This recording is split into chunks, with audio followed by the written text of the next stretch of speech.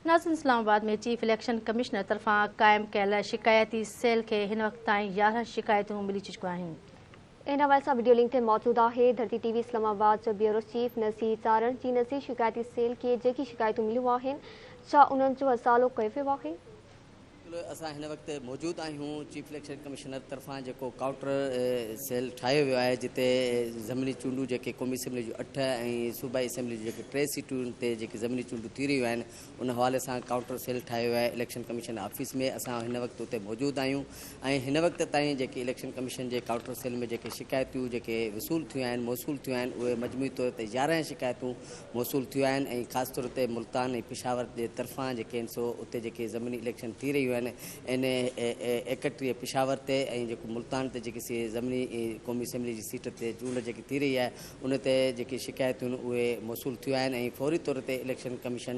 तरफ़ां जेको आहे सो उनजो नोटिस वरितो आहे ऐं चीफ इलेक्शन कमिश्नर तरफ़ां इहो सख़्ती सां हुकुम ॾिनो वियो आहे त पोलिंग अमले में जेकॾहिं को बि शख़्स सरकारी मुलाज़िम जेकॾहिं धांधली में मुलवस ॾिठो वञे त उन ख़िलाफ़ु सख़्तु कानूनी कार्रवाई कई वञे ऐं मोबाइल फ़ोन खणी वेंदड़ ते बि सख़्तु जेको आहे सो पाबंदी लागू कई वई आहे ऐं जेकॾहिं को शख़्स मोबाइल जे उनजे खीसे मां निकिती त उनखे बि गिरफ़्तार करे कानूनी कार्रवाई करे सघिजे थी। मुंहिंजो कैमरामैन तव्हांखे ॾेखारे सघे थो त जेको इलेक्शन कमिश्नर चेयरमैन तरफ़ां जेको ही ठाहियो वियो आहे काउंटर सेल, उन में जेको अमलो आहे इलेक्शन कमीशन जो उहो पंहिंजा जेके ड्यूटी जा फ़र्ज़ आहिनि उहो सरअंजाम ॾेई रहिया आहिनि ऐं वॾी तइदाद में जेके काउंटर ते जेके शिकायतूं अची रहिया आहिनि फौरी तौर ते उन ते बि जेको आहे सो एक्शन कयो पियो वञे। असां ॻाल्हि ॿोल बि करण जी कोशिशि कंदासीं जेको इलेक्शन कमीशन तरफ़ां जेको काउंटर सेल ठाहियो वियो आहे।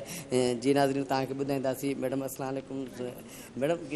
अभी तक आप क्या कहेंगे, कितनी शिकायत मौसूल हुई? सुबह से पोलिंग का जो अमल है वो जारी है, पुरसुकून और पुरअमन तरीके से हम कह सकते हैं कि जारी है, क्योंकि अभी तक हमें सिर्फ 11 से 12 के करीब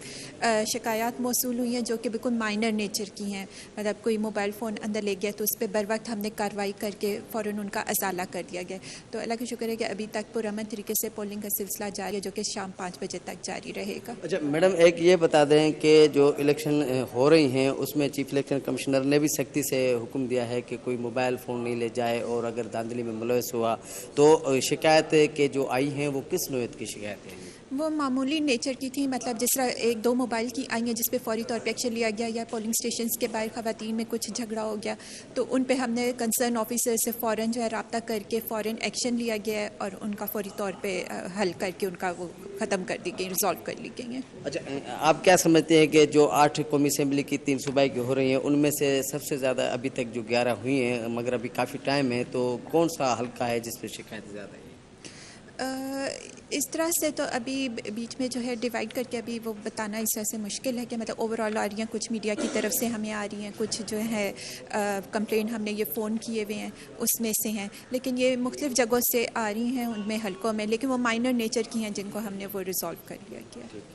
जी बिल्कुल, तव्हां इलेक्शन कमीशन जे काउंटर सेल में असां हींअर मौजूदु आहियूं, जिते इलेक्शन कमीशन तरफ़ां जेके ऑफिसर मुक़ररु कया विया आहिनि उन्हनि जो इहो चवणु आहे त जेको पोलिंग जो अमलो आहे उहो उते जेको आहे सो मुक़ररु थियल आहे ऐं चीफ इलेक्शन तरफ़ां सख़्ती सां हिदायतूं कयूं त जेको आहे सो धांधली कंदड़नि ख़िलाफ़ु कार्रवाई कई वञे ऐं हिन वक़्त ते जेके शिकायतूं मौसूल थियूं आहिनि उन्हनि ते फौरी तौर ते कार्रवाई कई वई आहे। असां नाज़रीन खे इहो जेको आहे सो वक़्फ़नि जेको आहे सो असां अपडेट कंदा रहंदासीं ऐं जेको आहे सो हिन वक़्तु जेको इलेक्शन कमीशन जे अमले जो चवणु आहे त जेको पोलिंग जो मरहलो आहे उहो पुरअमन तरीक़े सां जारी आहे। जी।